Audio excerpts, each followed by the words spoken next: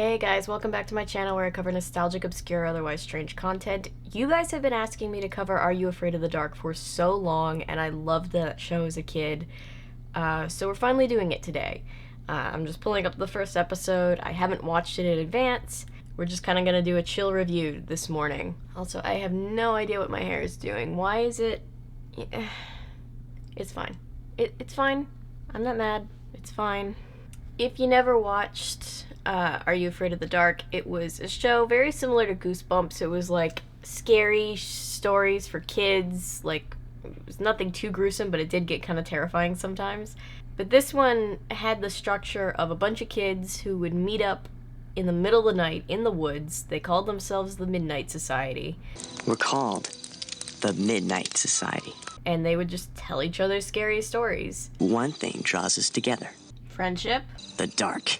Oh, that works too. You're going to leave the comfort of the light and step into the world Of the Twilight Zone. of the supernatural. That too. Hey, watch it, man. I'm sorry.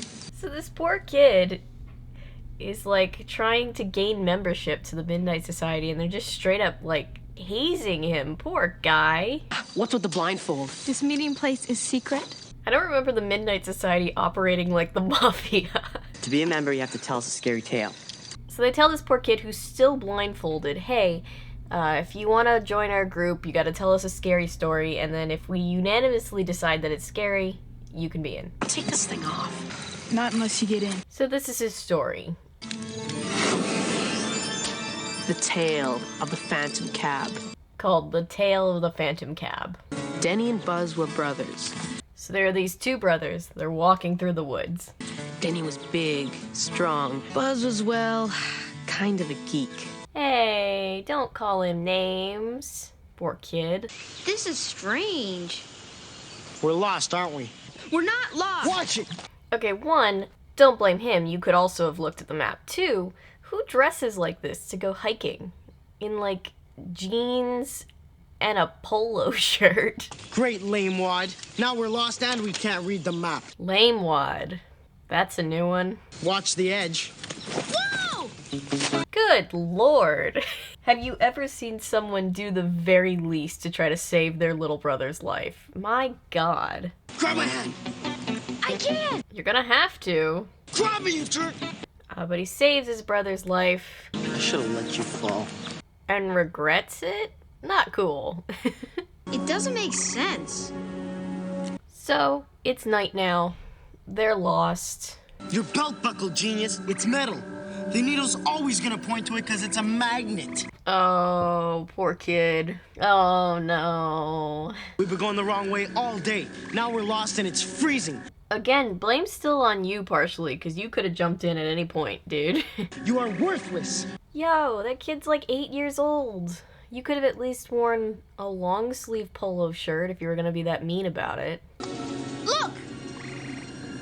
So they finally find this trail and they see someone coming. I hope he's got a blanket. I'm freezing. Me too. Forget it. You can freeze. He's like, if this rando in the woods has a blanket, I'm taking it. I have a polo shirt. Maybe it's a ranger. Maybe it's a maniac killer in a hockey mask who's gonna slash us. It's oddly specific. Hello. So the stranger in the woods turns out to be this guy who likes to talk in riddles. Flynn's the name. Are you lost too? Oh, you might say that. And so this guy is literally just like, follow me, kids, and walks off into the mist. And the little kid's like, I don't think this is a good idea at all. I wouldn't go with him. He gives me the creeps. Don't worry. I can handle this too. I don't know that you can, Denny. So who's this guy you're taking us to? Good doctor. How are you guys at solving riddles? I was always able to outsmart the little troll guy on Dora the Explorer. Home of the good doctor. They show up at this sketchy-looking little cabin. Who lives here? The seven dwarfs? I mean, hey, if the dwarves have directions, don't be so quick to complain. Well, sometimes the price he charges is a little, steep. So this guy laughs at them creepily and then evaporates. So why don't you just tell us how... Awesome. You're not going in there. What else are we gonna do? It's freezing. So the big brother's like, we gotta go in the creepy hut, and walks up to the creepy hut. Maybe he's got a phone. I mean, maybe, but to be honest, he barely has a front door. I'm sorry I got us lost, Danny. Don't worry, I'll smack you when we get home. It's not okay to hit. I just picture some poor PA whose job it was to just sit out there for hours and just shake a bush. You boys have made a very grave mistake. Hagrid? I don't suppose either of you are any good at riddles. Oh, I don't trust this dude. I think we have the wrong house. Bye. Boys. Every stranger danger alarm bell is going off. Dr. Vink. Dr. Fink? Vink with a V. So Dr. Vink with a V Who wants tea? I do. is a very interesting character. I've dedicated my life to studying flora and fauna. Who? This guy's a nutbag. It was your idea to come in here. The brain of a wild boar. Oh man. And I am not a nutbag. That's Mr. Nutbag to you.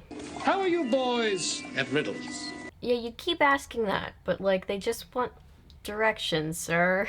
Our parents are probably going nuts by now. And, Riddles. So they're like, hey man, we're cold, we're tired, our parents might be calling 911 right now, so worried about us. And he's like, time for a brain teaser. How far can you walk into the woods? Into the woods, it's time to go. I know, it's late, I have to though. It's off topic. But into the woods, and home before dark. Riddles exercise your brain. And where would you be with no brain? About where you're standing, I guess. Such a stupid joke. He asked how far he can walk into the woods. Halfway. After that, you'd be walking out. See, and you called him worthless, Denny. Shame on you. Also, I was an idiot for assuming this guy didn't have any kind of technology in there. Look at this setup. That little hut is tricked out. I'm gonna call our folks. Is he just about to take, like, pruning shears to his own phone line? Is that what he's doing? Good lord. He is really committed to the whole riddle bit. I ask you a riddle, and if you solve it, you can call your parents.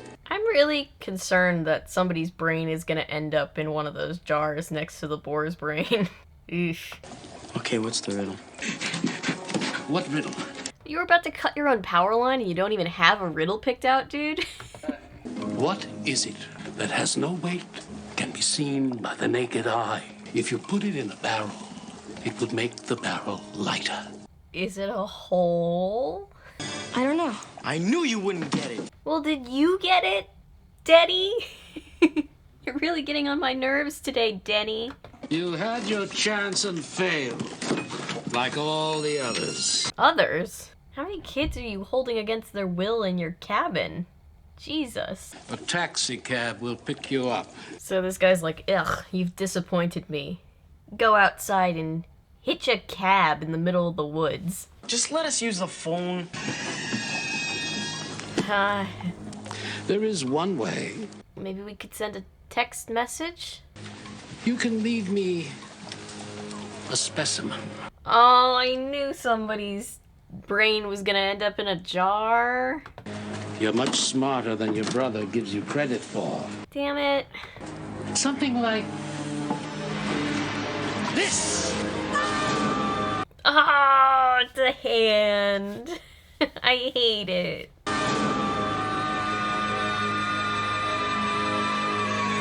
Bless these two kids just being told to scream into a camera. Completely emotionless in the eyes and then just run. Camera right. Goodbye. For now. I got so many questions. Where did he get the hand? I don't think you can like buy that on Wish. You probably could buy it on Wish.com actually. That's a really sketchy site. I've seen teeth for sale on Wish.com. Terrifying place on the internet. Off topic, anyway. You can't put a riddle in a story that can't be solved. So back with the Midnight Society, they're taking issue with this riddle and seeing if they could actually solve it. Maybe it can. Sounds like one of those riddles you can't solve. Maybe it can be solved. I like that that's basically the same 2 lines of dialogue twice. You can't put a riddle in a story that can't be solved. Sounds like one of those riddles you can't solve. This riddle can't be solved. Maybe it can. Maybe it can be solved. Maybe it can be solved. And let me finish the story. Look, man, I know your night's kind of going rough for you and the whole blindfold thing is completely unfair, but I just want to know if I'm right. Is it a hole? Was that somebody's hand? I don't know why that's funny. Was that somebody's hand? You really think a cab's gonna come by? There's no cabs in the woods. So the one kid's like, you really think a cab's gonna come? And the other kid's like, no, dumbass. And then a cab just rolls up in the middle of the woods. He wasn't lying.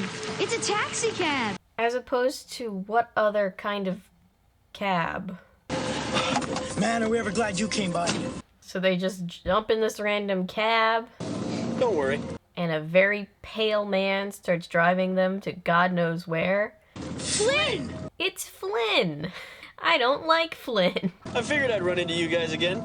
Guess you didn't solve the riddle. I do not like how routine this seems for him. I gave Dr. Vink a ride up here in my cab, so he took a specimen from me. Oh no, is it his hand? Does he only have one hand? Oh!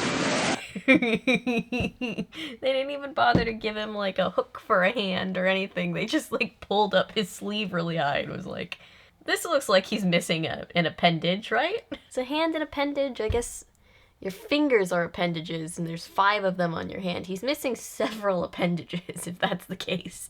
I didn't plan on doing appendage math today. 40 years I've been bringing folks up to Dr. Vink's, hoping they can solve the riddle. What happens to them? Hey, Dr. Vink's needs his specimens. You're a lying sack. The poor kids are in the back like, we'd really rather not be specimens, so... Crashed into this big old tree. I sort of died! Good God! Stop it! That genuinely stopped my heart for a second. Stop the car! They all died, just like me.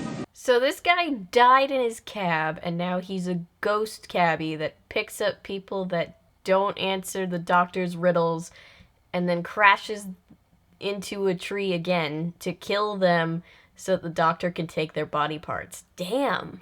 That is dark. Every night I have the same accident with a different fare. Nobody can leave until someone solves Dr. Vink's riddle. So all the ghosts are trapped there until somebody can solve the riddle? I'm almost seeing how A and B connect, but still. My fare's around Dr. Vink's house. The bushes! They were ghosts! Those poor ghosts. I was hoping the 2 of you could do it. You know, somehow break the spell. Was I right about the riddle? Would I have lived? Would I have broken the spell? You said you could solve the riddle. We don't crash for another 30 seconds. Ah, so they've got until they crash to solve the riddle. That's considerate of him. Think! Okay. You think, Denny! You are also capable of thinking. Just put in a barrel. It'll make the barrel lighter. It's a hole. We're dead. We are with that attitude. I can't think. A hole! It's helium. But you can't see helium. Won't be long now. Shut up, Flynn! Oh my god, just say it, kid. Say it! It's a hole! I knew it! This is a show for children. I shouldn't be that proud of myself. We didn't crash. I think the words you're looking for are, thank you, Buzz. We broke the curse. We? You didn't do jack shit, Denny. Nah, we didn't break the curse. You did. Nice going. That's right. But you're still a loser. Yeah, but did we die? Oh man, not again. Buzz is more annoyed at the thought of almost dying again than anything else. You Denny and Buzz Crocker. So finally, like, a park ranger finds them, and apparently their parents have been going nuts looking for them. The whole town's in an uproar. He's like, hey, you stupid kids, the whole town's looking for you. And they're like, we're not too jazzed about the situation either, sir. What are you boys doing here anyway? How are you at riddles? You would think they'd be done with riddles for the rest of their life. Yeah, at that point, I never want to hear another riddle again. Except for that whole one, because I solved that like a genius. No one ever saw the phantom cab again. So no one ever saw any of the ghosts again, including the doctor and his creepy cabin. And now the vote. David? Kiki? Betty Ann? Kristen? So all the kids in the Midnight Society are like, damn, that was a good story, and they all unanimously vote to let, I already forgot his name, join the Midnight Society. And he gets to take his blindfold off, and that's the end. What would have happened if they didn't let him in? They would have just had to, like, force him back home with the blindfold still on? That's terrifying. Like, how many kids in town have been traumatized by the Midnight Society and not even let in? But that's the end of the episode. What did you guys think? I actually forgot how much I really loved this show as a kid. It was super campy, but it still managed to be genuinely scary sometimes. Props to you, Canada. You make great kids' TV. Except for Caillou. Wasn't Caillou from Canada? Anyway. Sorry, Caillou. But anyway, that's it for this video, guys. Thank you for being here. Thank you for watching, liking, commenting, subscribing, sharing. Anything and everything you do to support this channel means the world to me. If you're new here and you're a fan of nonsense, maybe consider sticking around because I post nonsense all the time. And remember, my name is Avery. I'm a YouTuber if you say so, because thanks to you guys, this is technically a YouTube channel. Bye!